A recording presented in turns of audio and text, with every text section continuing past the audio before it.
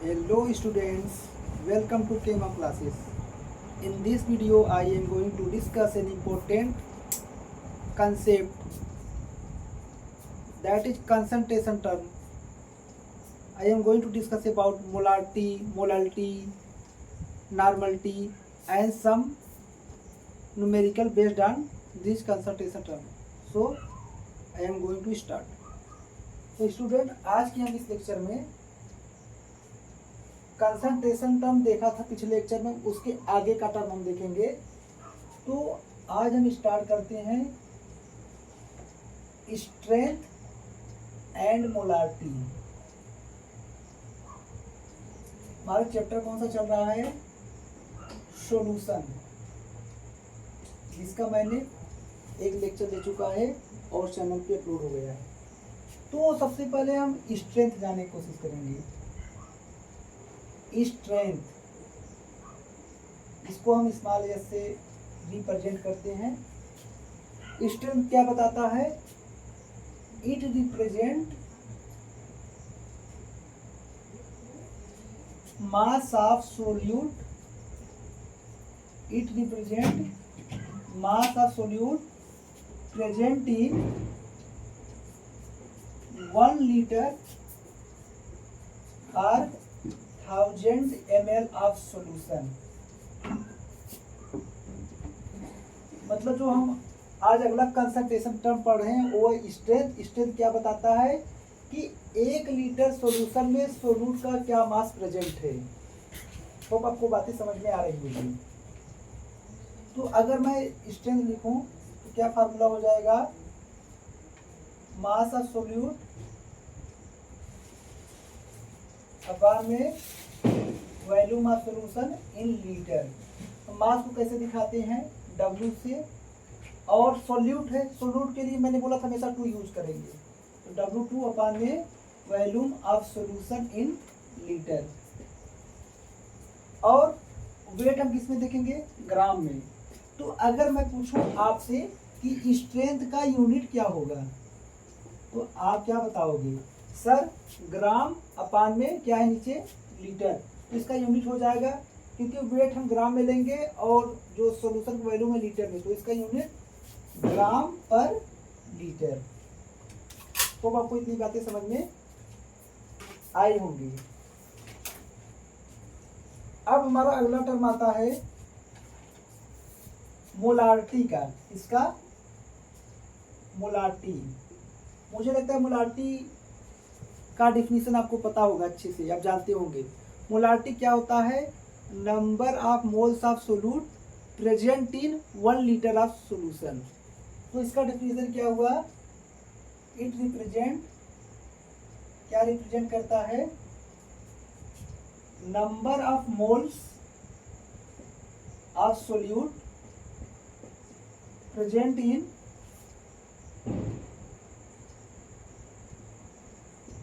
1 litre of solution. Means 1 litre solution में solute के कितने मोल्स प्रेजेंट है। हम मोलारिटी को कैपिटल एम से डिनोट करते हैं, तो मोलारिटी क्या हो जाएगी? M equal to number of moles of solute upon में volume of solution in litre. आप इसको ऐसे लिख सकते हो,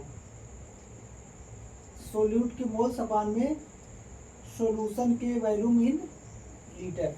ये क्या है? मोलारिटी है, मोलारिटी निकालने का फार्मूला।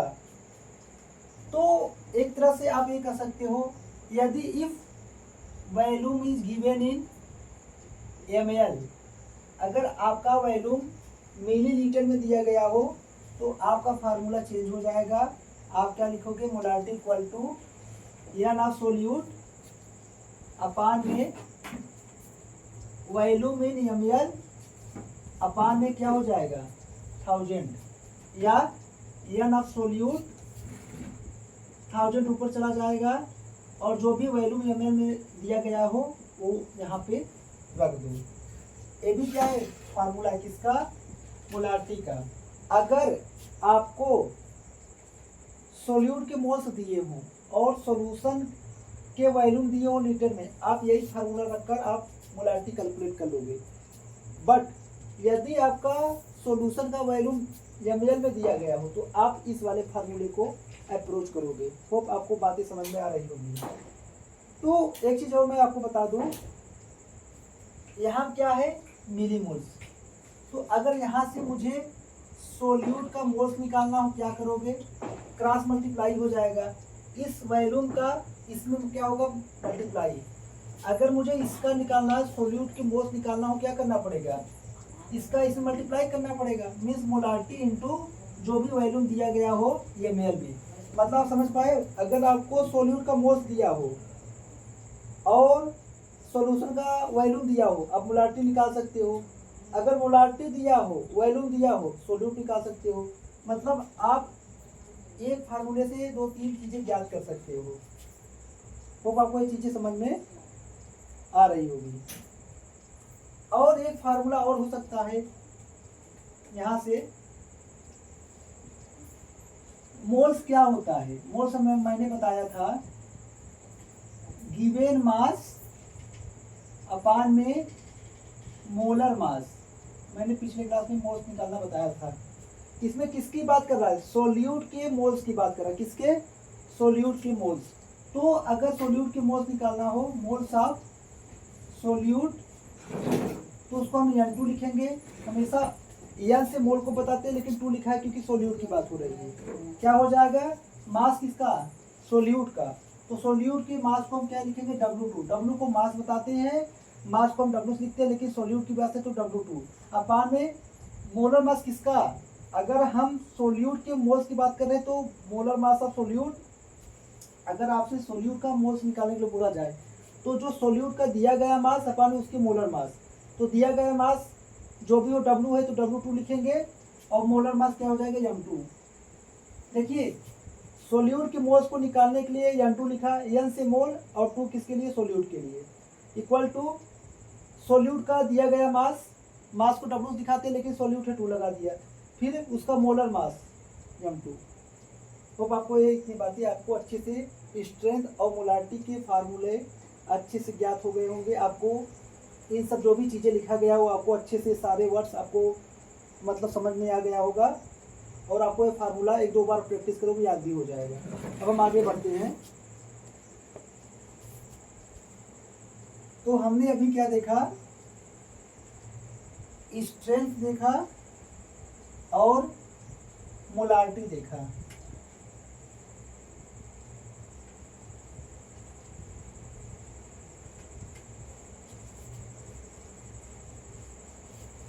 अब हम आगे देखेंगे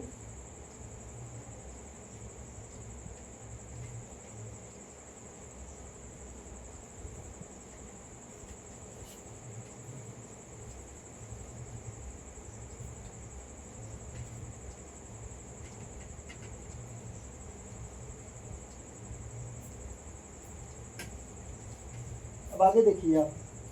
तो अभी मैंने आपको मोलारिटी का फार्मूला बताया। मैंने बताया मोलारिटी को M से कैपिटल M से लिखते हैं। क्या बताया, मैंने बताया सोल्यूट के मोल्स अपान में सॉल्यूशन के volume in litre. Molarity definition क्या होती है, number of moles of solute present in 1 litre of solution. और अभी मैंने बताया सोल्यूट को क्या लिखोगे W2 अपान में M2। मोल्स का फार्मूला क्या होता है, दिया गया मास अपान में मोलर मास। सोल्यूट की बात हो रही है W2 अपान में M2 इनटू में वॉल्यूम इन लीटर। अब एक कंडीशन कब लगाओगे, जब वॉल्यूम आपको लीटर में दिया गया हो। लेकिन बट फॉर न्यूमेरिकल्स में ज़्यादातर आपको जब भी मोलारिटी निकालने के लिए दिया जाएगा उसमें वॉल्यूम आपको ml में दिया रहेगा। तो उसके लिए आपको फार्मूला ये लगाना है, आपको W2 अपान में M2। जब वॉल्यूम ml में हो, मैंने फार्मूला बताया था VmL, ऊपर में क्या चला जाएगा 1000। ये आपको फार्मूले लगाने हैं न्यूमेरिकल्स के लिए जब वॉल्यूम आपको ml में दिया हो। क्या हुआ, M equal to molarity equal to W2 upon M2 into में 1000 अपान में वॉल्यूम इन ml। W2 क्या है, given mass of solute, solute का दिया गया मास, और m2 क्या है, molar mass of solute. Hope आपको सारी चीजें समझ में आ रही होगी जो भी यहाँ बताया जा रहा है। और ये जानते ही हो सॉल्यूशन का वॉल्यूम। तो ये बातें रही स्ट्रेंथ और मोलारिटी की। अब हम क्या करेंगे, अब हम रिलेशन निकालेंगे किसके बीच, रिलेशन बिटवीन। इससे पहले हम यूनिट देख लेते हैं। यूनिट क्या होगी, मोल, सॉल्यूशन किसमें, अगर लीटर में तो लीटर में, तो क्या हो गया यूनिट इसका, मोलारिटी की यूनिट कुछ आप क्या बताओगे, मोल पर लीटर, या तो ऐसे भी लिखा रहता है। अब हम रिलेशन आपसे पूछेंगे कि रिलेशन बताइए किसके बीच, relation between strength and molarity. कैसे निकालोगे, स्ट्रेंथ और मोलारिटी के बीच में आपको रिलेशन निकालनी है। तो आप क्या करोगे, आप मोलारिटी का डिफिनेशन, मोलारिटी जो फार्मूला उसको रखिए, रख दिया, इनटू में 1000 अपान में ml में, और ये देखिए इसको क्या कहोगे, मास ऑफ सोल्यूट। सोल्यूट का मास क्यों बोला, क्योंकि W मास बता रहे हो, 2 सोल्यूट के लिए है। ये क्या है, मास of solute present in 1 litre of solution. मैंने क्या बताया, स्ट्रेंथ का फार्मूला क्या होता है, अभी मैं बताया मास of solute present in 1 litre of solution. ये तो लेकिन यहाँ क्या है, ml में, हम 1 लीटर की बात करेंगे तो हम ए वाला फार्मूला लगाएंगे। m इक्वल टू क्या होता है, W2 अपान में m2 इंटू में v इन लीटर। सिंपल, यदि वॉल्यूम जब लीटर में दिया गया रहता है तब उस समय मोलारिटी निकालने का फार्मूला क्या होता है, moles of solute present in 1 litre of solution. Moles of solute निकालने का फार्मूला ये हो गया इंटू ए। अब मैं क्या बता रहा हूँ, मैं ये बता रहा हूँ, क्या मैंने बताया, मैंने ये बताया कि स्ट्रेंथ क्या होता है, सोल्यूट का कितना मास प्रेजेंट है 1 लीटर में, तो ये पूरा टर्म क्या हो जाएगा, स्ट्रेंथ हो जाएगा। स्ट्रेंथ का फार्मूला क्या होता है, मास of solute present in 1 litre of solution. ये पूरा क्या हो जाएगा, ये पूरा टर्म क्या हो जाएगा, स्ट्रेंथ। तो मोलारिटी बराबर क्या हो गया, स्ट्रेंथ अपान में m2। मतलब अगर मोलारिटी दिया हुआ हो उसमें सोल्यूट की मोलर मास से मल्टीप्लाई कर दोगे, स्ट्रेंथ मिल जाएगा। अगर स्ट्रेंथ दिया हो, स्ट्रेंथ में सोल्यूट के मोलर मास से डिवाइड कर दोगे, मोलारिटी मिल जाएगी। यहाँ भी अगर वॉल्यूम ml में दिया गया हो तो ये पूरा टर्म क्या हो जाएगा, स्ट्रेंथ हो जाएगा। ये डिफिनेशन क्या होगी, मास of solute present in 1000 ml of solution. जब 1000 ml ऑफ सोल्यूशन में हो, मतलब 1000 ml हमारा सोल्यूशन, उसमें कितना मास प्रेजेंट है सोल्यूट का, उस समय ये वाला फार्मूला स्ट्रेंथ का लाएगा। लेकिन अगर लीटर में बात हो, ए वाला हो जाएगा स्ट्रेंथ। तो यहाँ भी वही हो गया, स्ट्रेंथ अपान में m2। एक हमारा relation between strength and molarity क्या है, मोलारिटी इक्वल टू स्ट्रेंथ अपान में मोलर मास ऑफ सोल्यूट, ऐसे यहाँ पे है। तो ये सब बातें रही स्ट्रेंथ और मोलारिटी के बीच का रिलेशन। अब हम आगे देखते हैं, एक इंपॉर्टेंट टर्म आता है आगे चल के, डाइल्यूशन कंसंट्रेशन।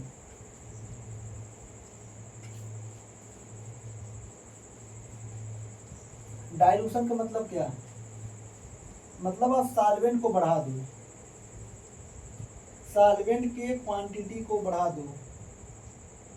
कंसंट्रेशन का मतलब क्या, सॉल्वेंट के क्वांटिटी को कम कर दो।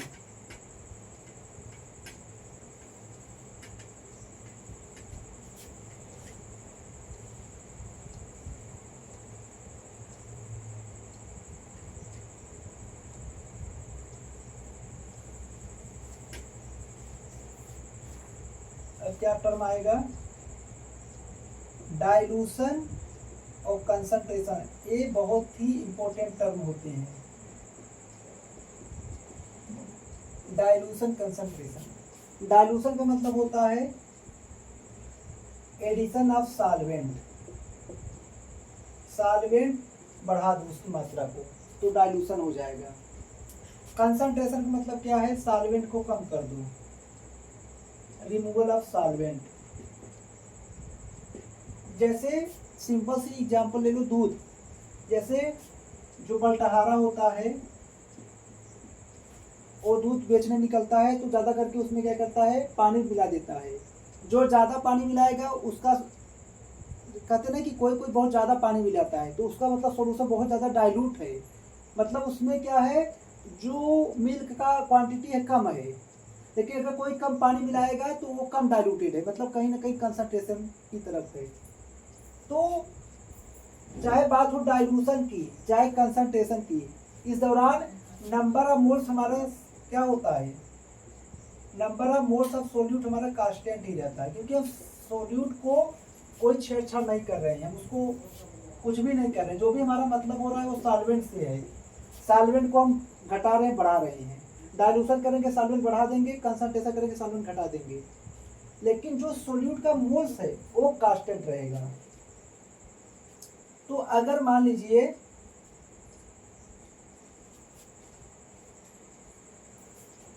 यहाँ पे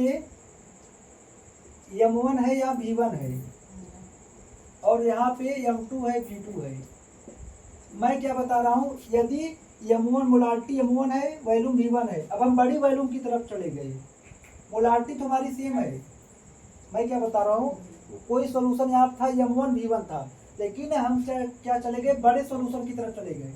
अभी सोल्यूशन का मोलारिटी M1 वैल्यूम V1 था, हम बड़ी वैल्यूम की तरफ चले गए। अब क्या हो गया, मोलारिटी M2 हो गई और V2 हो गई, तो यहाँ क्या हुआ, डाइल्यूशन हुआ, मतलब वैल्यूम हमने बढ़ा दिया। जैसे पहले मान लीजिए 10 ml वाटर था, उसमें 0.5 ग्राम शुगर था, आगे चल के मैंने क्या किया, 10 से यहाँ 12 ml क्या कर दिया वाटर, और इसको शुगर को उतना ही रखा, तो मतलब हमने क्या किया, कहीं ना कहीं हमने सॉल्वेंट की मात्रा को क्या कर दिया, बढ़ा दिया। तो ऐसे ही यहाँ पे M1 था, इनिशियली मोलारिटी M1 थी, वैल्यूम V1 थी, हम क्या किए, हम बड़ी वैल्यूम की तरफ चले गए, यहाँ पे मोलारिटी M2 हो गई और वैल्यूम V2 हो गया, तो मतलब क्या किए, डाइल्यूशन कर दिए, वैल्यूम का मात्रा बढ़ जा रहा है। लेकिन अगर हम बड़ी वैल्यूम से छोटी की तरफ आ जाएंगे, क्या हो जाएगा, कंसंट्रेशन। और मैंने बताया कि यहाँ पे इस दौरान डाइल्यूशन करो चाहे कंसंट्रेशन करो, इस दौरान मोल्स क्या होता है, कांस्टेंट रहता है, number of moles of solute constant. तो क्या हो जाएगा, M1 V1 equal to M2 V2। कैसे, मैं मोलारिटी डिफिनेशन क्या बताया, number of moles of solute present in 1 litre of solution. तो अगर इसे क्रॉस मल्टीप्लाई कर दोगे तो multiplication of molarity into volume क्या होता है, मोल्स ही तो होता है। तो मैं क्या बता रहा हूँ, डाइल्यूशन या कंसंट्रेशन टाइम क्या होता है, सोल्यूट कांस्टेंट रहता है, सोल्यूट के मोल्स, मतलब ये आपस में क्या होंगे, कांस्टेंट होंगे।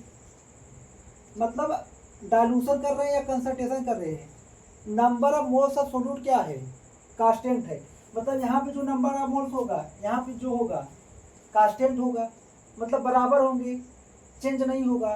तो मतलब M1 और V1 के मल्टीप्लीकेशन को ही तो मोल्स कहते हैं, तो मतलब यहाँ पे जो मोल्स होगा इसके मोल्स के बराबर, मतलब M1 V1 equal to M2 V2।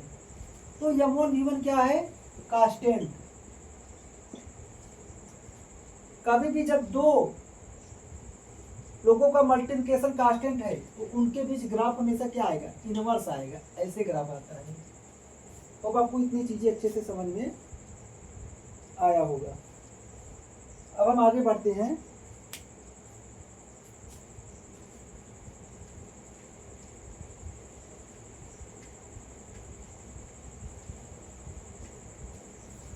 और कुछ देखते हैं आगे बढ़ के।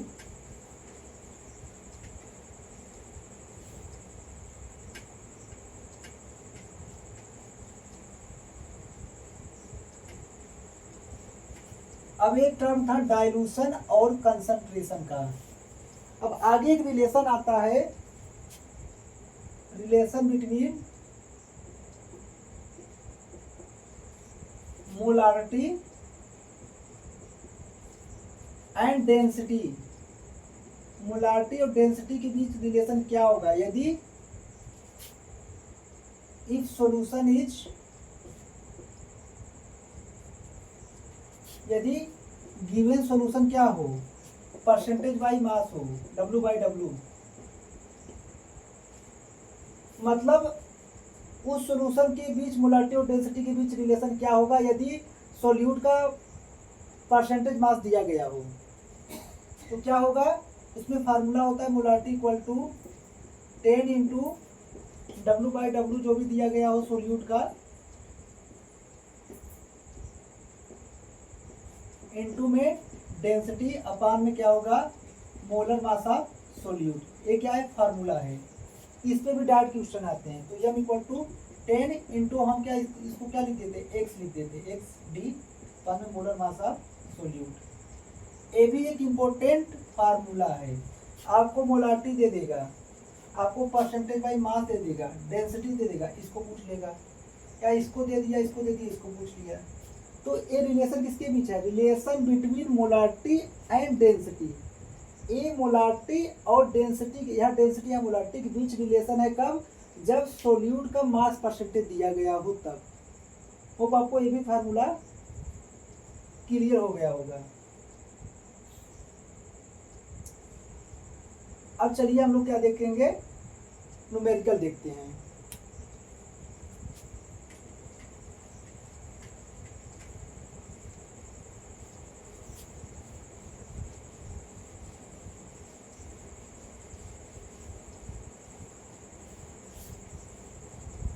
और एक चीज और बता दूं आपको, अगर मान लीजिए एक सॉल्यूशन यहाँ पे है, इसका M1V1 है, एक दूसरा सॉल्यूशन है, इसका M2V2 है, इसका पहले सॉल्यूशन का मोलारिटी M1V1 वॉल्यूम, इसका M2V2, इनको क्या किया आपने, मिक्स कर दिया, मिक्सिंग कर दिया। क्या कर दिया, मिक्सिंग। तो इस मिक्सर का मोलारिटी क्या होगी, या मिक्सचर क्या होगा, भी मिक्सचर क्या होगा। देखिए यहाँ पे सॉल्यूशन 1 सॉल्यूशन 2, इसका मोलारिटी M1 है, वैल्यू V1, इसका M2 है, V2 है, इसको मिक्स कर दिया। मिक्सिंग के दौरान क्या होता है, नंबर ऑफ मोल्स क्या होते हैं, कांस्टेंट होते हैं। क्या होते हैं, नंबर ऑफ मोल्स कांस्टेंट। तो हम क्या कर रहे हैं, सॉल्यूशन मान लीजिए 1 है, ए सॉल्यूशन क्या है, 2 है, इन दोनों को मिक्स करेंगे। जब इन दोनों को आपस में मिलाएंगे तो क्या बन जाएगा, हमारे पास मिक्सचर बन जाएगा।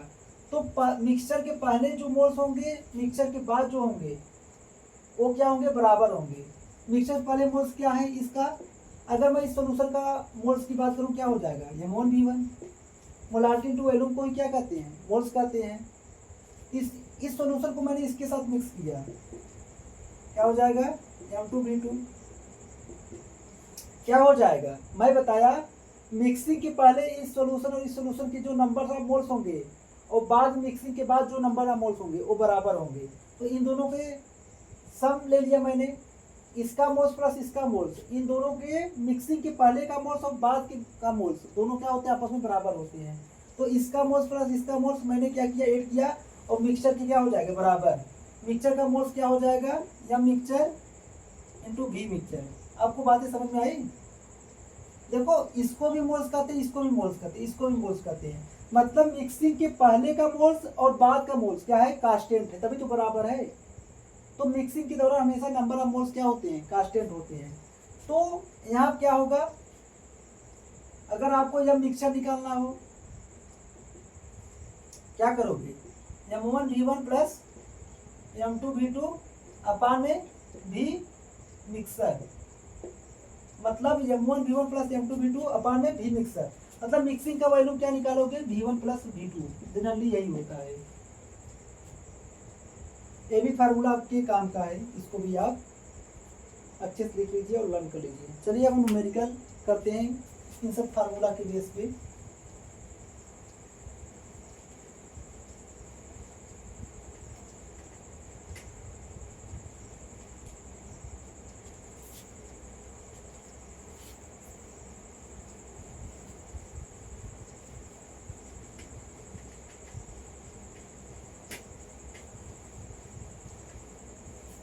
चलिए आपके सामने क्वेश्चन कुछ इस प्रकार से रहा।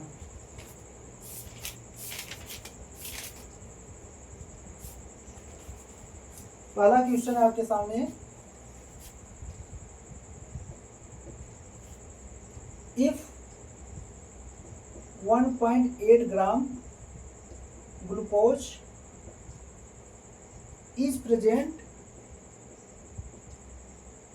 in 200 ml of solution, calculate molarity। बड़ा सिंपल क्वेश्चन है। क्या है इसमें, आपके सामने बोला गया है कि यदि 200 ml का हमारा सॉल्यूशन है, उसमें 1.8 ग्राम ग्लूकोज प्रेजेंट है। 200 ml सॉल्यूशन में 1.8 ग्राम ग्लूकोज प्रेजेंट है, तो मोलारिटी क्या होगी। मोलारिटी फार्मूला क्या होता है, number of moles of solute present in 1 litre of solution. एक होता है, एक फार्मूला और होता है। मैं क्या बताया, न्यूमेरिकल में आपको खास करके कभी भी वॉल्यूम जो देगा वो ml में देगा, लीटर में नहीं देगा। उसके लिए मैं क्या फार्मूला बताया था, number of moles of solute upon में क्या होगा, present in 1000 ml of solution. 1000 का भी आप वॉल्यूम ml में रखोगे तो यहाँ पे अपान में 1000 करना पड़ेगा, या ये ऊपर चल के क्या हो जाएगा, मल्टीप्लाई हो जाएगा। और मैंने ये बताया था सोल्यूट की मोल्स निकालने के लिए क्या करते हैं, सोल्यूट का मास अपान में उसका मोलर मास, और यहाँ पे इंटू ये ऊपर चला गया 1000 है ही, और अपान में क्या, वॉल्यूम इन ml। तो फाइनल फार्मूला ये है। आपको जो इस न्यूमेरिकल को अप्रोच करना इस फार्मूले से। तो W2 क्या है, सोल्यूट का दिया गया मास। सोल्यूट क्या है, 1.8 ग्राम ग्लूकोज की इसमें 200 ml ऑफ सोल्यूशन प्रेजेंट है, मतलब ये हमारा क्या है, सोल्यूट है। सोल्यूट का कितना मास है, 1.8 रख दिया।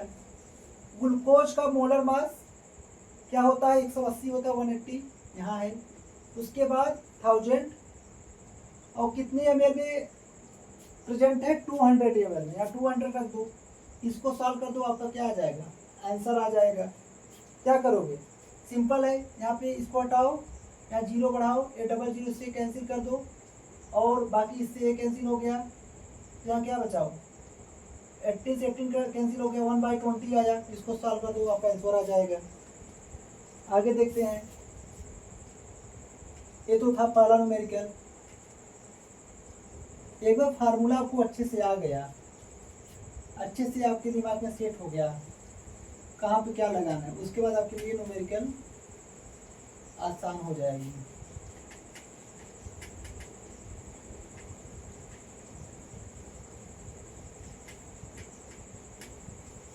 अगला प्रॉब्लम देखते हैं।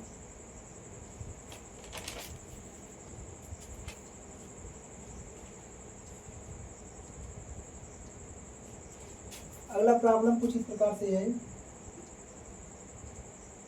6.025 into 10⁻20 molecules of acetic acid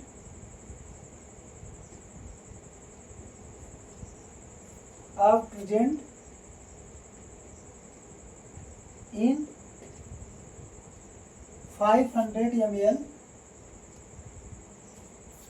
of its solution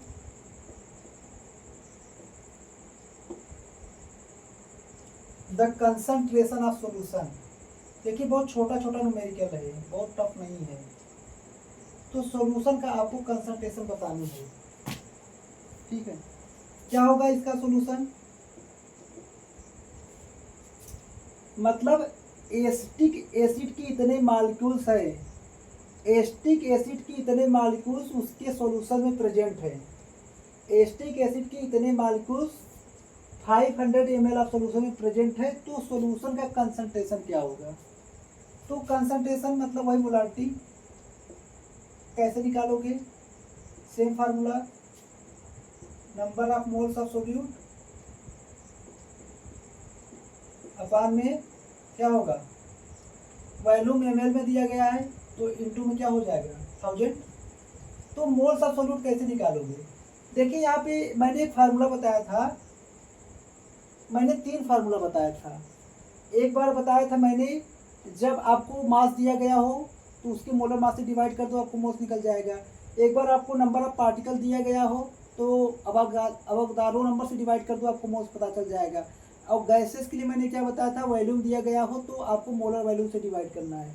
यहाँ क्या दिया गया, नंबर ऑफ पार्टिकल्स है, नंबर ऑफ मॉलिक्यूल्स कितने दिए गए, तो फार्मूला होता है नंबर ऑफ मॉलिक्यूल्स या पार्टिकल्स अपान में अवोगाड्रो नंबर, यानी से इसको डिनोट करते हैं।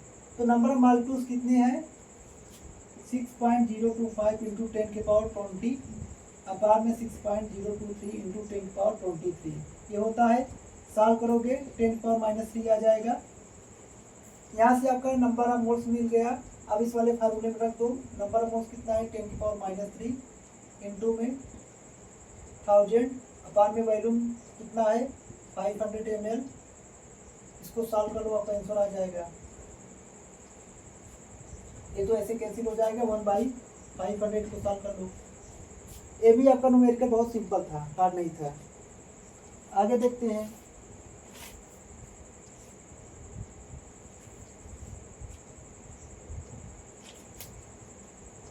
अगला न्यूमेरिकल देखते हैं। क्वेश्चन है आपके सामने, द मोलालिटी ऑफ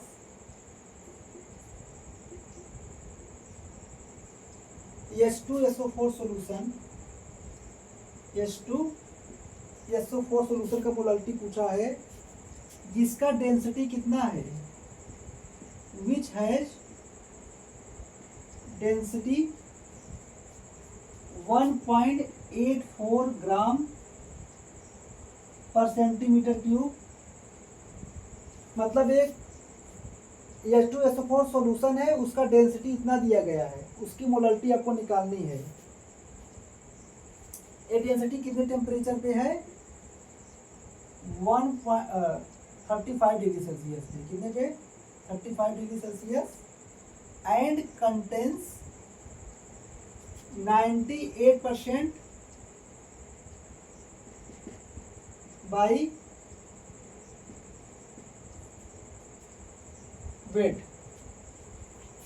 देखिए इसका भी मैंने अभी ऊपर फार्मूला बताया है। बोला जा रहा है कि H2SO4 का सॉल्यूशन है, उसका डेंसिटी इतना दी गई है, इतने टेम्परेचर पे, और वो सॉल्यूशन में 98% बाई वेट है। मतलब उस जो H2SO4 का सॉल्यूशन है उसमें 98% H2SO4 है, 98% H2SO4 बाई वेट। मैंने बताया था जब ऐसा कंडीशन आए, जब आपको मोलालिटी और डेंसिटी के बीच रिलेशन निकालना हो, और कब निकालना हो, जब आपको परसेंटेज बाई मास दिया गया हो, तो उस समय आपका फार्मूला होता है, यहाँ आपको मोलालिटी निकालना है ना, कि मोलालिटी पूछा है आपको, यहाँ पे आपको मोलालिटी पूछा है, क्योंकि अभी मैंने मोलालिटी फार्मूला बताया नहीं है।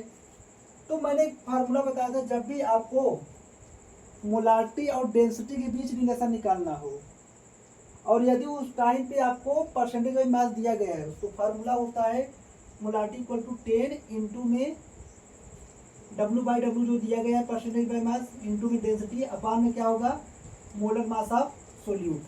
तो क्या होगा 10 इंटू में 98% बाई वेट, मतलब 98 ग्राम आपका क्या है H2SO4 है, 98 रख दो।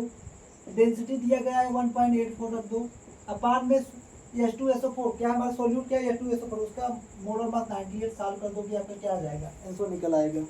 होप आपको ये भी क्वेश्चन समझ में आया होगा। अब हम आगे देखते हैं।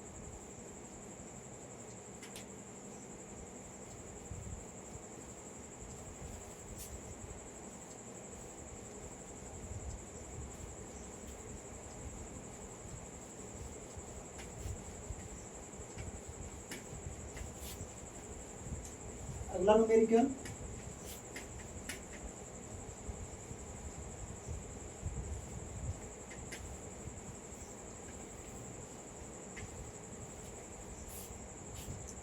अगला न्यूमेरिकल आपके सामने कुछ यूं रहा, आपसे बोला है क्वेश्चन में concentrated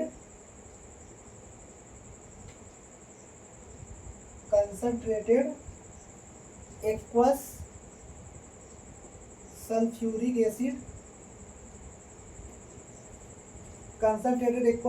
acid is 98% H2SO4 W/V and has a density of 1.80 ग्राम पर ml। मोलारिटी ऑफ सॉल्यूशन निकालनी है आपको।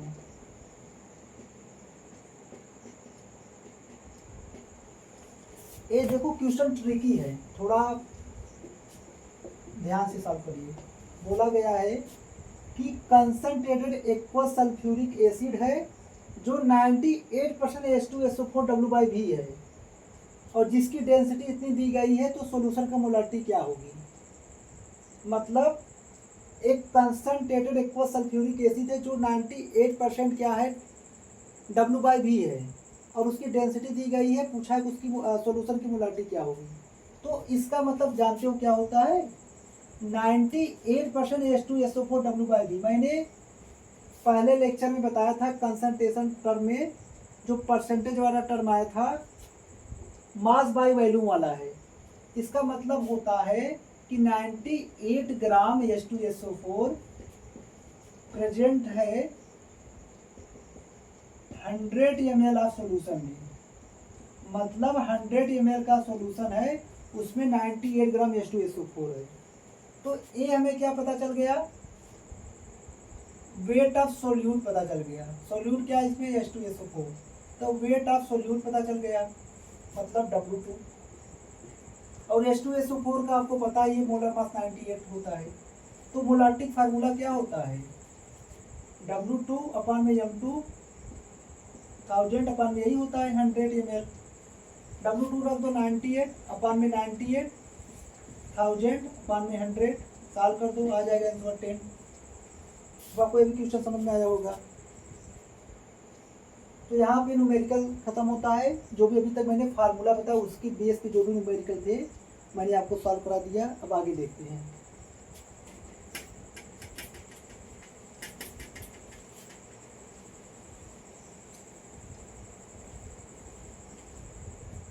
अब अगला हमारा टर्म आता है, हमने क्या क्या देखा, स्ट्रेंथ देखा, मोलारिटी देखा, स्ट्रेंथ और मोलारिटी के बीच में क्या रिलेशन उसको देखा, और मैंने मोलारिटी और डेंसिटी के बीच में क्या रिलेशन उसको देखा, डाइल्यूशन कंसंट्रेशन टर्म क्या होता है उसको देखा।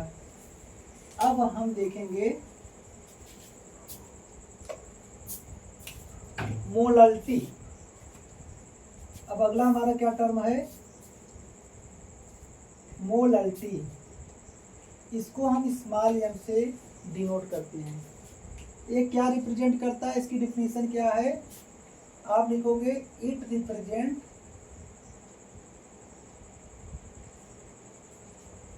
Moles of solute, it represent moles of solute present इन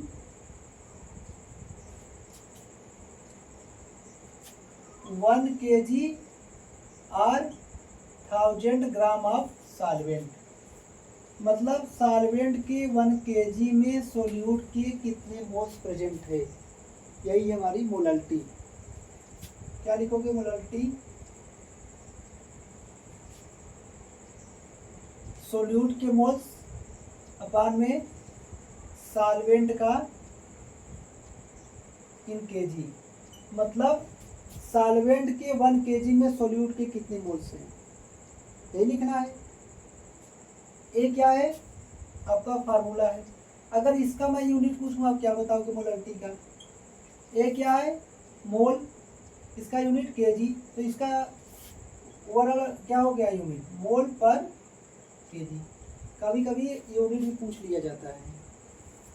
तो आपने इसका सॉल्यूट के मोल निकाले, फार्मूला देखा W2/m2।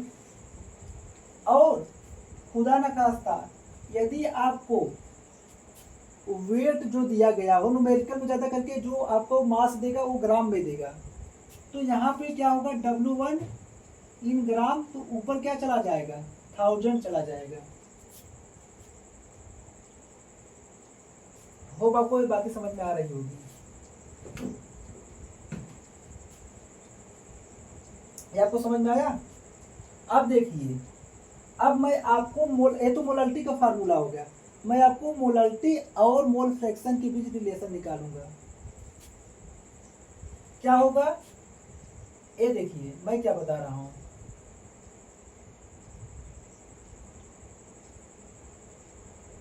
ये क्या है, सोल्यूट के मोल्स अपान में W1 इंटू में क्या होता है, क्या होता है मोलालिटी फार्मूला क्या होता है, number of moles of solute present in 1 kg of solvent. तो उसका फार्मूला मैंने ये कैलकुलेट करके बताया है। और मोल फ्रैक्शन क्या होता है, मोल फ्रैक्शन का आपने फार्मूला देखा है, क्या होता है, होता है जैसे अगर मैं मोल फ्रैक्शन की रेशियो की बात करूं, X2/X1 क्या होता है, अगर सॉल्वेंट सोल्यूट अपॉन सॉल्वेंट के मोल फ्रैक्शन का रेशियो निकालो क्या होता है, सोल्यूट के मोल्स N2 अपान में टोटल, और ऐसे ही क्या होगा इसके N1 अपान में N टोटल। इसको कैंसिल कर दो, मतलब N2 अपान में N1 आ गया। इतना आपको समझ में आया? और N2/N1 को हम क्या लिख सकते हैं, N2 को हम क्या लिख सकते हैं, हम N2 को लिखेंगे W2 अपान में N2, यही लिखेंगे। और N1 को क्या लिखेंगे W1 अपान में M1, यही लिखते हैं ना।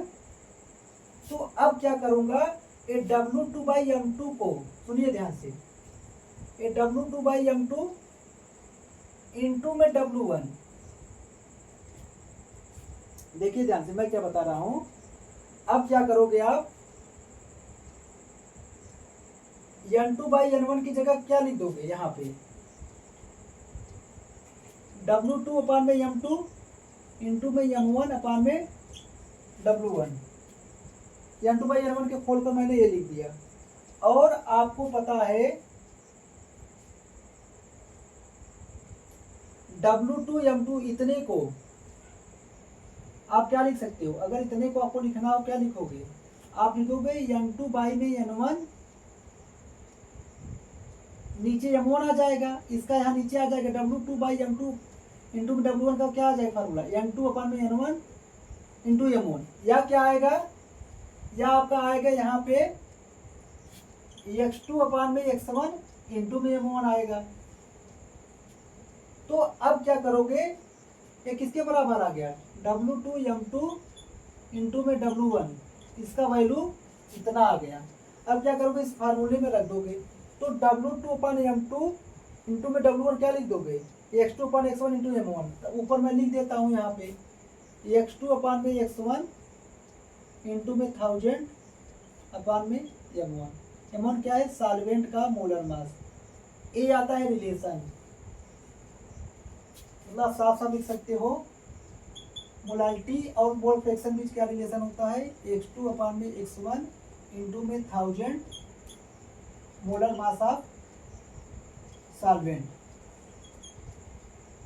ये क्या है रिलेशन, मोलालिटी और मोल फ्रैक्शन। अगर कंपोनेंट 2 का मोल फ्रैक्शन दिया गया हो, सोल्यूट का मोल फ्रैक्शन दिया गया हो, सॉल्वेंट का दिया गया हो, और सॉल्वेंट का मोलर मास दिया गया हो, तो आप मोलालिटी निकालोगे। ये क्या है, सॉल्वेंट का मोलर मास।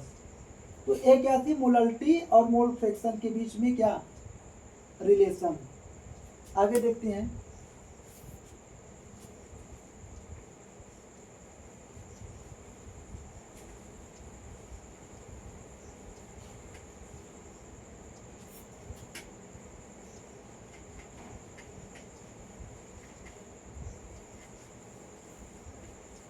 अब हम कुछ क्या देखेंगे, न्यूमेरिकल देखेंगे। हमने स्ट्रेंथ देखा, मोलालिटी देखा, हम क्या क्या देख रहे, स्ट्रेंथ देखा आज, मोलारिटी देखा और मोलालिटी देखा। अभी एक पॉइंट और, अगर आपसे पूछा जाए कि मोलालिटी, मोलारिटी और डेंसिटी में क्या रिलेशन है, ये भी इम्पोर्टेंट रिलेशन होता है। क्या रिलेशन बिटवीन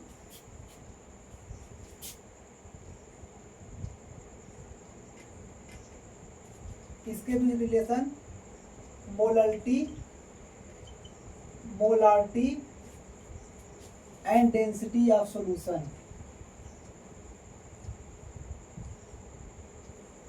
ये जो मैं रिलेशन बताने जा रहा हूँ, इसके इस रिलेशन के भी आधार पे आपको न्यूमेरिकल मिलेगा। क्या होगा, 1000 इंटू में मोलारिटी, 1000 इंटू में density into molarity into molar mass of solute.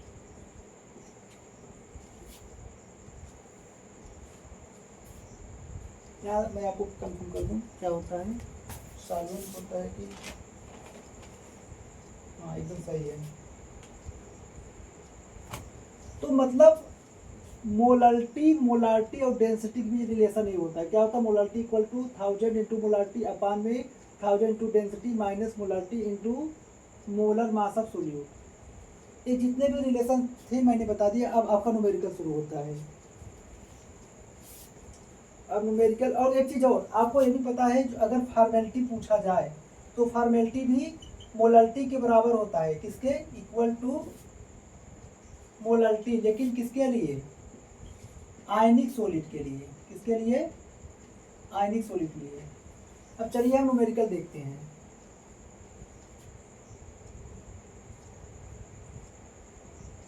आपके सामने बोला गया है, calculate the molality of A solution. आपको सॉल्यूशन का मोलालिटी निकालनी है containing 3 gram glucose dissolve in 30 gram of water.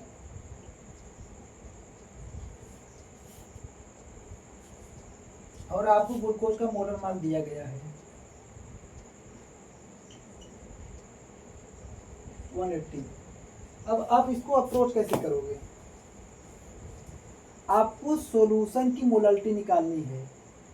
Solution में क्या है, 3 ग्राम ग्लूकोज को 30 ग्राम वाटर में डिजॉल्व किया जा रहा है।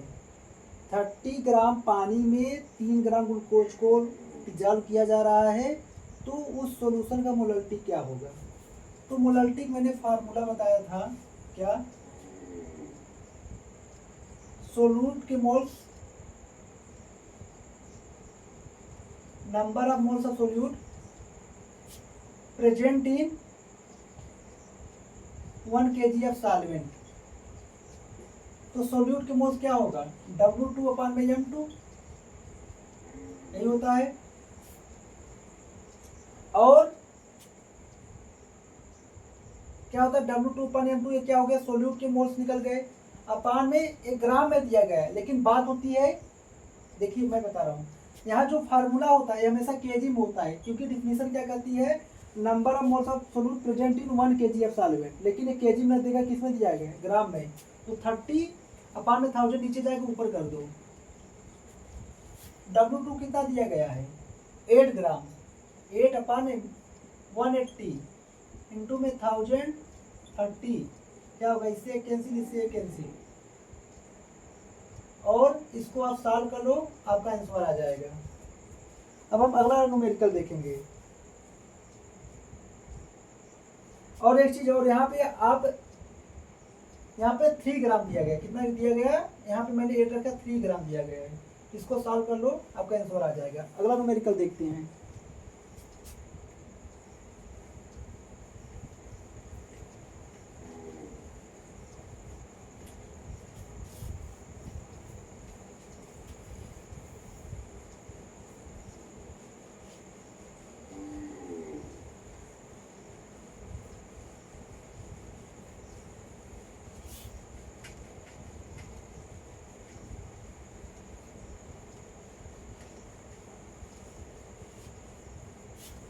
अगला जो मैं क्वेश्चन बताने जा रहा हूँ बहुत ही ट्रिकी है। क्वेश्चन है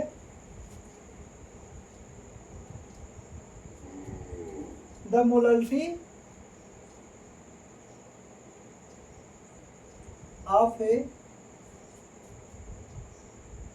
सल्फ्यूरिक एसिड सॉल्यूशन, मतलब आपके पास सल्फ्यूरिक एसिड सॉल्यूशन है, उसका मोलरिटी 0.2 दी गई है। कैलकुलेट, क्या पूछ रहा है आपसे, calculate the total weight of solution having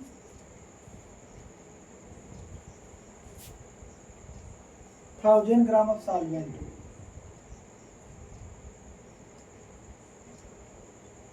देखिए ध्यान से, पूछा है कि आपके पास सल्फ्यूरिक एसिड का सॉल्यूशन है, उसका मोलरिटी दी गई है। सल्फ्यूरिक एसिड सॉल्यूशन का मोलरिटी 0.2 है, तो आपको उस सॉल्यूशन का टोटल वेट क्या होगा। एक सल्फ्यूरिक एसिड सॉल्यूशन है, उसकी मोलरिटी आपको 0.2 दी गई है, उस सॉल्यूशन का टोटल वेट क्या होगा यदि सॉल्वेंट का वेट इतना हो। तो आप ऐसे कर सकते हो, total weight of solution, solution किससे बना होता है, सॉल्वेंट प्लस सोल्यूट से, सोल्यूट प्लस सॉल्वेंट मिलकर सॉल्यूशन। तो अगर सॉल्यूशन का टोटल वेट पूछा जाए तो सॉल्वेंट का वेट प्लस सोल्यूट का वेट क्या कर दो, जोड़ दो, तो weight of solvent plus weight of solute, यही करोगे आप, वेट ऑफ सोल्यूट। सॉल्वेंट का वेट कितना दिया गया है, आपको सॉल्यूशन का टोटल वेट पूछा है, तो मैंने क्या किया, सॉल्वेंट प्लस सोल्यूट का वेट को ऐड कर दिया, तो हमें सॉल्यूशन का वेट मिल जाएगा, क्योंकि सोल्यूट प्लस सॉल्वेंट से ही जाकर सॉल्यूशन बनता है। तो सॉल्वेंट का वेट क्या है, 1000 ग्राम। अब बात यहाँ फंसी कि हमें सोल्यूट का वेट नहीं दिया है, लेकिन आपको कुछ हिंट तो दिया है। सोल्यूट का आपको मोल फ्रैक्शन दिया है, सोल्यूट का आपको क्या दिया गया है, देखिए सोल्यूट का आपको वेट नहीं दिया गया, उसको आपको निकालना है, लेकिन आपको दिया गया है कि सल्फ्यूरिक एसिड सॉल्यूशन है, उसकी मोलरिटी दी गई है। मोलरिटी क्या होती है, number of moles of solute present in 1 kg of solvent. Molarity की डिफिनीशन यही होती है, मोलरिटी की डिफिनीशन होती है number of moles of solute present in 1 kg of solvent. तो number of moles of solute कितना है, यदि मैं 0.2 रख दूं अपान में 1 कर दूं तो मोलरिटी क्या आ जाएगी, 0.2। यहाँ 0.2 कब आएगी, जब 0.2 मोल सोल्यूट का प्रेजेंट हो 1 kg में। यहाँ मोलरिटी 0.2 तभी आ सकती है जब सोल्यूट के 0.2 मोल्स 1 kg ऑफ सॉल्वेंट में प्रेजेंट हो। मतलब एक तरह से number of moles of solute क्या निकल गया, 0.2। मतलब एक तरह से सोल्यूट का क्या निकल गया, मोल्स निकल गया। मोल्स ऑफ सोल्यूट कितना है, 0.2। और मोल्स निकालने का फार्मूला क्या होता है, मोल्स निकालने का फार्मूला होता है गिवन मास अपान में क्या होता है, मोलर मास। आपको यही चाहिए, सोल्यूट का वेट चाहिए, मास चाहिए, आपको मोल्स पता है 0.2, उसमें क्या कर दो, मोलर मास का क्या कर दो मल्टीप्लाई। मोलर मास क्या है, सोल्यूट हमारा क्या है सल्फ्यूरिक एसिड, उसका मोलर मास क्या होता है 98। तो 0.2 इंटू 98 कर दोगे, ये आपको वेट पता चल जाएगा सोल्यूट का। सोल्यूट का वेट पता है, सॉल्वेंट का दिया है, इन दोनों को ऐड कर दो, आपका सॉल्यूशन का वेट निकल जाएगा। होप आपको क्वेश्चन अच्छे से समझ में आया होगा। आगे देखते हैं,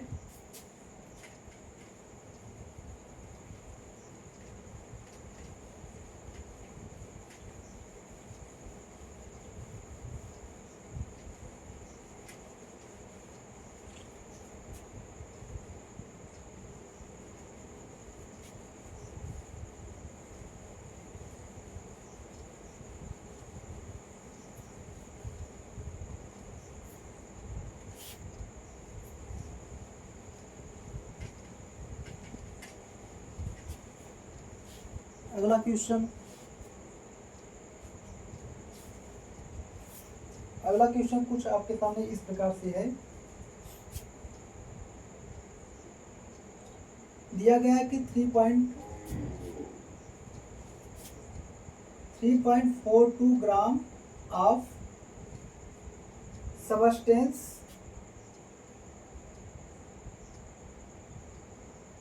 3.42 gram of substance of molecular weight 342 gram present in 250 gram of water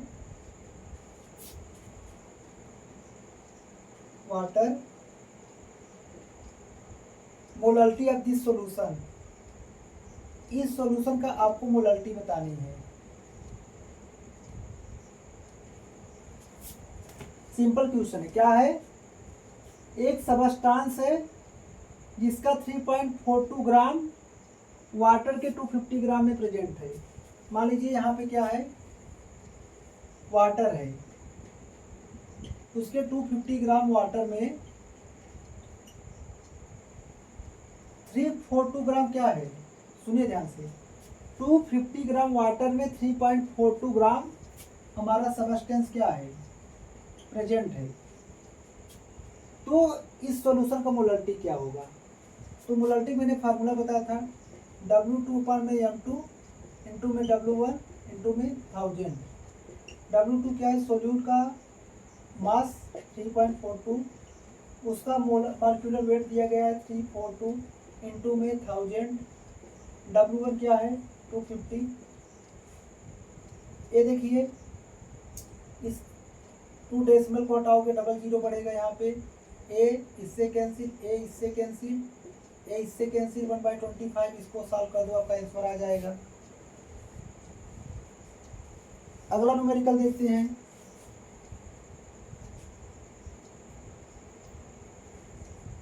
बोला गया है कि mole fraction of A in water is 0.2, मतलब वाटर में ए का मोल फ्रैक्शन 0.2 है, वाटर में ए का मोल फ्रैक्शन 0.2 है, तो द मोलरिटी ऑफ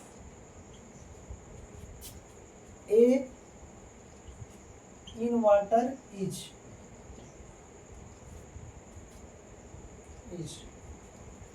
तो पूछा गया है, ये क्वेश्चन है, हाँ, बोला गया कि वाटर में ए का मोल फ्रैक्शन इतना है, वाटर में ए का मोल फ्रैक्शन इतना है, वाटर में ए का मोलरिटी क्या होगी। तो मोलरिटी फार्मूला होता है, मैंने बताया था, x2/x1 इंटू में 1000 में यम ऑफ सॉल्वेंट, ये होता है। तो अगर ए कंपोनेंट है, मतलब देखिए वाटर क्या होगा, हमारा सॉल्वेंट होगा, उसमें ए क्या है, एक तरह से सॉल्यूट है, उसका मोल फ्रैक्शन वाटर में दिया गया है 0.2, तो x2 हमारा 0.2 है। तो x1 क्या होगा, दो कंपोनेंट का सम क्या होता है, 1 के बराबर होता है। अगर एक 0.2 है, दूसरा क्या होगा 0.8 होगा, या 0.8 रख दो, इंटू में 1000, और सॉल्वेंट का मास जानते हो क्या होगा 18, साल का, तो आंसर कितना आया, कुछ आएगा 13.8। तो होप आपको मोलरिटी जो कंसेप्ट था, मोलरिटी जो फार्मूला था, उसके बेस पे जो भी न्यूमेरिकल आएंगे, मोलरिटी वाला जो फार्मूला है उसके बेस पे जो भी आपको न्यूमेरिकल आएंगे वो आप अच्छे से हल कर पाओगे। तो हम आगे बढ़ते हैं नए कंसेप्ट की तरफ, जो कि है नॉर्मलिटी। क्या है,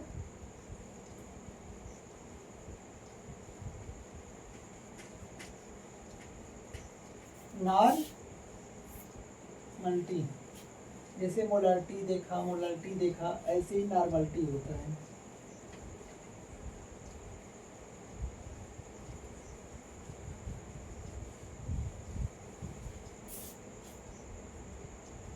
तो हमारा क्या है, नॉर्मलिटी, इसको हम n से रिप्रेजेंट करते हैं। नॉर्मलिटी की डिफिनीशन क्या होती है, it represent number of gram equivalent of solute, number of gram equivalent of solute present in 1 liter of solution।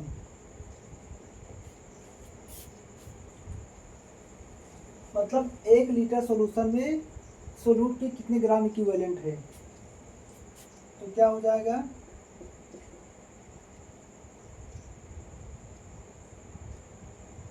ऐसे लिख लो, gram equivalent of solute upon में volume of solution in litre, या gram equivalent solute को क्या लिखोगे, N equivalent लिखोगे अपान में volume of solution in litre. अब सवाल आता है कि आप ग्राम इक्विवेलेंट ऑफ सोल्यूट कैसे निकालोगे,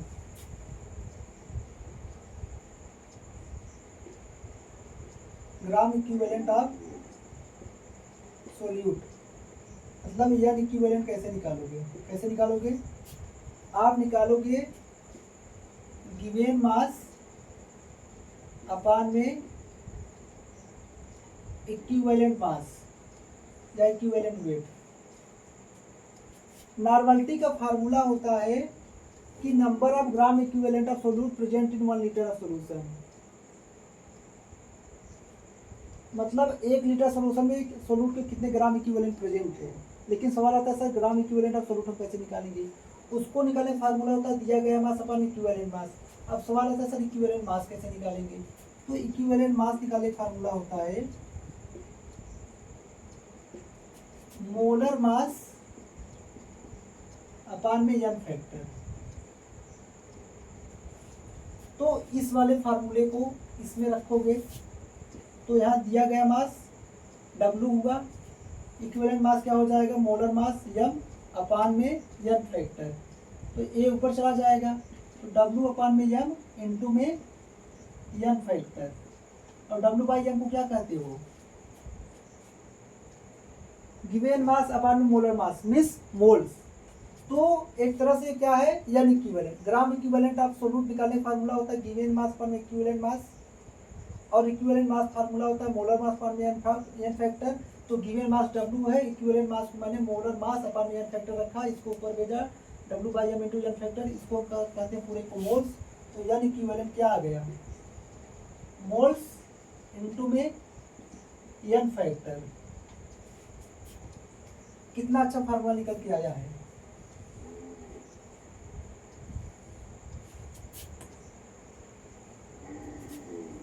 मतलब यदि आपको मोल्स दिए गए हों, अगर आपको एन फैक्टर पता हो, आप एन इक्विवेलेंट निकाल सकते हो, मतलब ग्राम इक्विवेलेंट निकाल सकते हो। कब, जब आपको मोल्स दिए गए हों और एन फैक्टर दिया गया हो। तो आपको ये भी चीजें आपको समझ में आ रही होगी। आगे देखते हैं,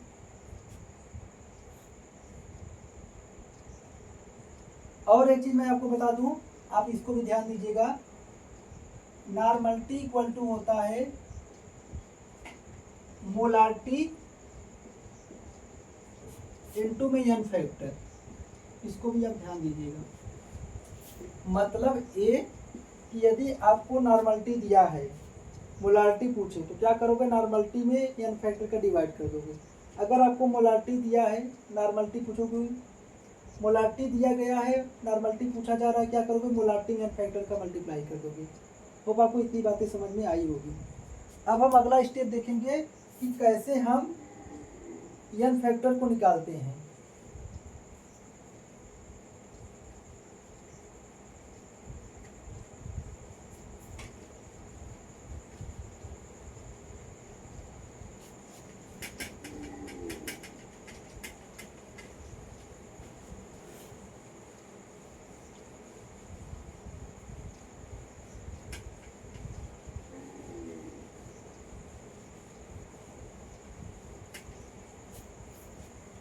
हम देखेंगे एन फैक्टर कैसे निकालते हैं।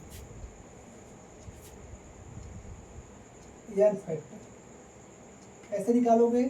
अगर बात हो रही है एटम्स के लिए, एटम्स में कैसे निकालोगे? बैलेंसी जो भी है वही उसकी क्या हो जाएगी? N factor. जैसे ऑक्सीजन है, ऑक्सीजन बैलेंसी क्या होती है? 2। तो इसका एटम का ऑक्सीजन का बैलेंसी 2 होती है, तो इसका एन फैक्टर क्या हो जाएगा? 2। एटम के लिए एन फैक्टर बैलेंसी बराबर हो जाएगा। अगर आयंस हो उसका एन फैक्टर क्या हो जाएगा?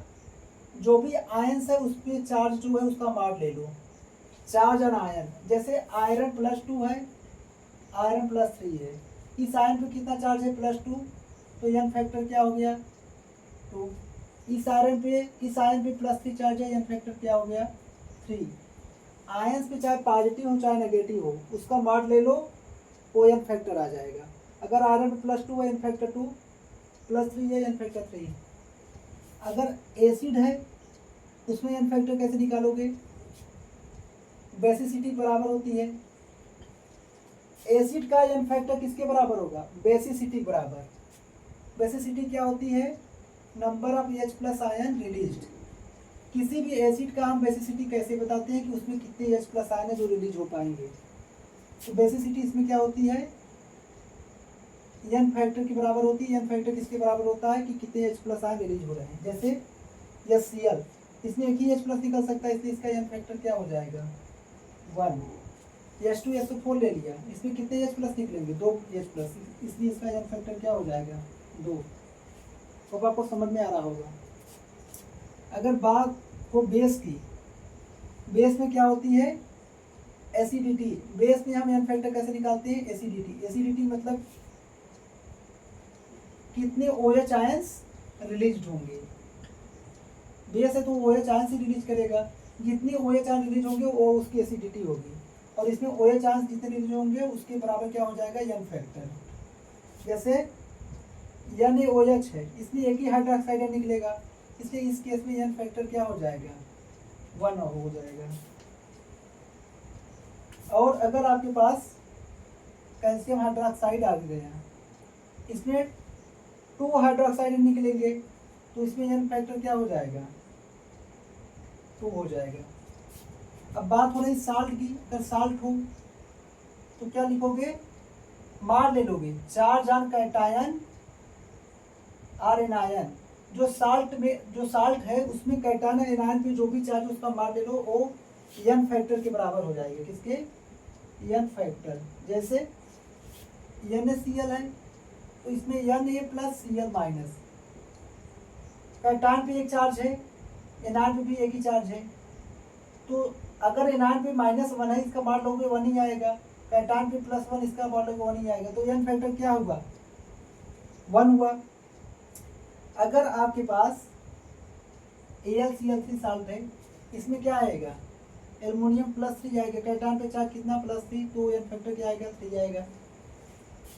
तो अभी मैंने एटम, आयन, एसिड, बेस और साल्ट में एन फैक्टर निकालना बताया। अब हम आगे देखेंगे अगर बैलेंस रिडक्स रिएक्शन हो, ऑक्सीडेशन हो, उसमें कैसे निकालेंगे।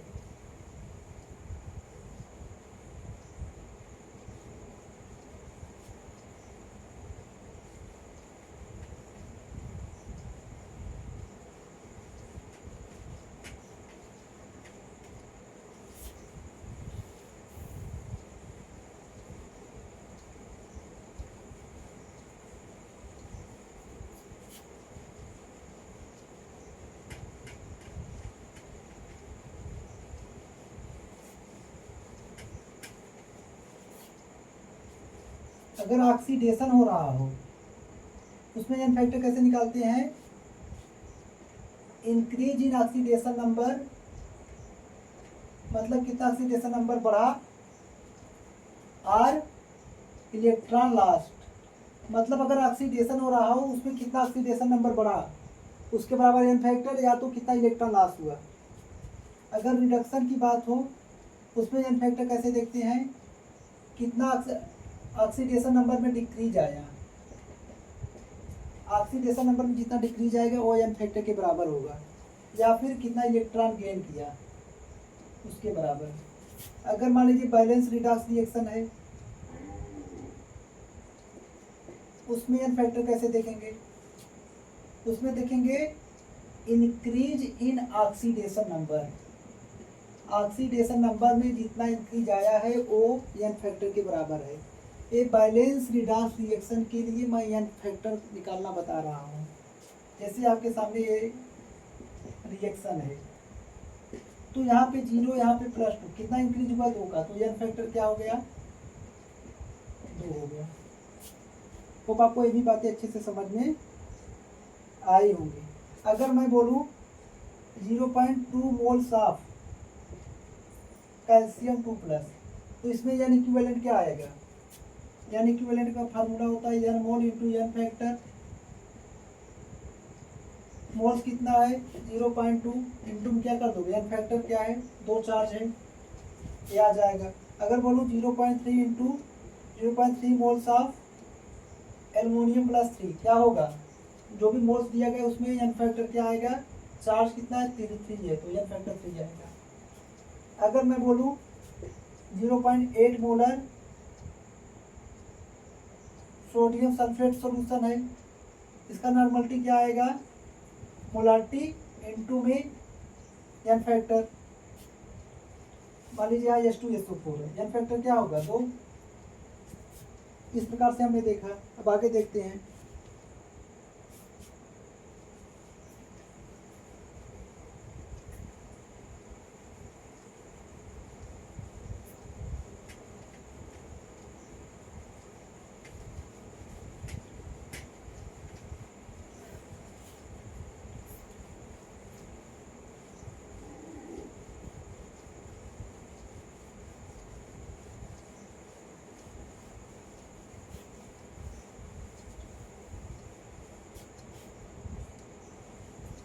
अब इसमें क्या आता है? डाइल्यूशन कंसंट्रेशन का कंसेप्ट आता है। जैसे हमने मोलारिटी देखा, इसमें भी आता है। तो इसमें भी क्या होता है? Number of moles of solute क्या होंगे? कांस्टेंट।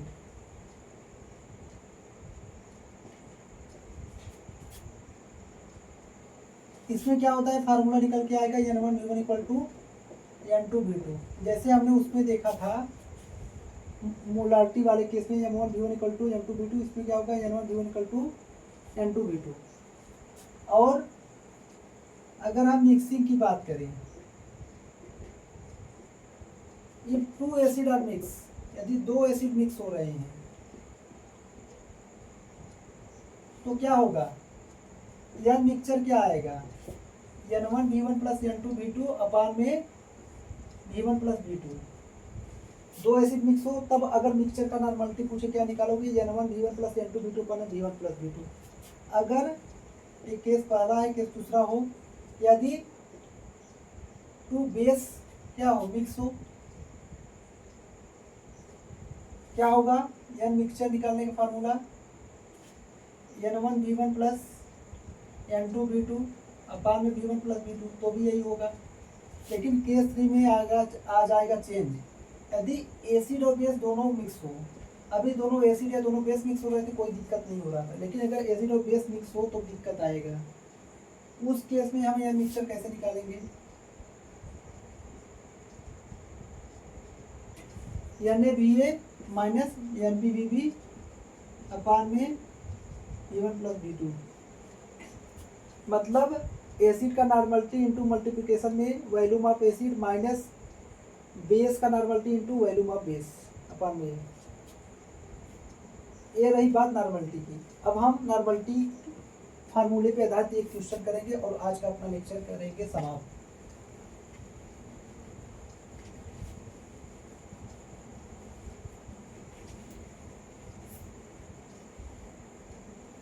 होप आपको लेक्चर पसंद आ रहा होगा। यदि आपको लेक्चर अच्छा लगे, हेल्पफुल लगे तो जरूर लाइक करें, शेयर करें, सब्सक्राइब करें, दोस्तों के साथ ज़्यादा से ज़्यादा शेयर करें। और अगर हमारे पिछले लेक्चर देखना चाहते हो तो गूगल पे आप यूट्यूब पे जाकर सर्च करिए KM क्लासेस, वहाँ पे आपको GOC का प्ले लिस्ट मिल जाएगा। पीरियडिक टेबल मैंने पूरा पढ़ा है, उसको आप देख सकते हैं। रिडॉक्स रिएक्शन मैंने पढ़ाया है, उसको देख सकते हैं। और ये चैप्टर तो नेम रिएक्शन में मैंने सब पढ़ा दिया, उसको भी आप देख सकते हैं। अब हम नॉर्मलिटी पे बेस एक न्यूमेरिकल करेंगे और आज का लेक्चर हम करेंगे समाप्त।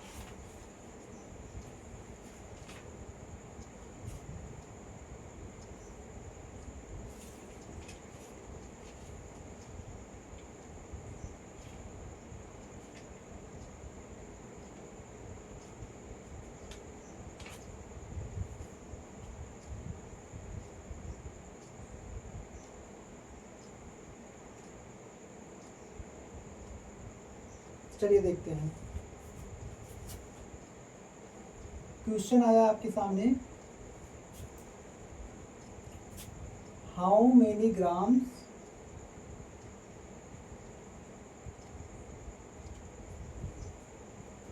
ऑफ डाई बेसिक एसिड, जिसका मॉलिक्यूलर वेट आपको दिया गया है 200, should be present in 100 ml of aqueous solution to give 0.1 normal. तो नॉर्मलिटी फार्मूला होता है W2/M2 1000/में क्या होगा, वॉल्यूम इन ml इंटू क्या होगा n फैक्टर।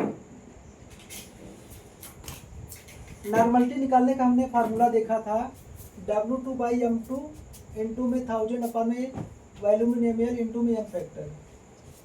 और अभी मैंने इस फार्मूले को निकालते भी बताया था। मैंने क्या बताया था, नॉर्मलिटी क्या होता है, यानी इक्विवेलेंट ऑफ सोल्यूट अपान में वॉल्यूम इन लीटर, यही होता है। या फिर आप ये कर सकते हो, यानी इक्विवेलेंट ऑफ सोल्यूट, वॉल्यूम को ml में ले लो, यहाँ पे 1000 का मल्टीप्लाई कर दो, इतना कर सकते हो ना। और फिर मैंने यानी इक्विवेलेंट ऑफ सोल्यूट को निकालना बताया था। क्या बताया था आपको कि होगा मोलर, क्या होता है, गिवन मास। हाँ, अभी मैंने निकाला था, यानी इक्विवेलेंट सोल्यूट का फार्मूला क्या होता है, मोल्स ऑफ सोल्यूट इनटू में n फैक्टर, बताया था ना मैंने, n moles of solute into में n फैक्टर। और इसको नीचे रख दो, VmL इंटू में 1000। और सोल्यूट का मोल्स क्या होता है, निकाले फार्मूला W2/M2 इंटू में 1000, इधर ला दो, 1000 यहाँ रख दिया, VmL में इंटू में n फैक्टर। मैंने डिराइव करके ऊपर वाला फार्मूला नहीं ला दिया ना, यही तो फार्मूला ऊपर लिखा हूँ। तो आपको W2 दिया गया है, पूछा गया कितने ग्राम चाहिए डाई बेसिक एसिड के, तो W2 निकालना है। M2 पता है आपको 200, 1000 ml दिया गया है कितने में, 100 में। n factor dibasic acid है 2 होगा, और नॉर्मलिटी दी गई है 0.1।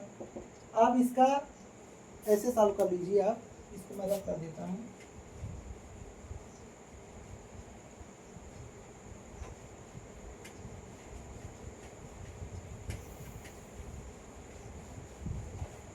आपको क्या करना है, W2 निकालना है, उसको ऐसे ही रखिए। इस पर क्या हो जाए, क्रॉस मल्टीप्लाई 0.1 इंटू में 200 इंटू में 100, नीचे में क्या आ जाएगा 1000 इंटू में 2।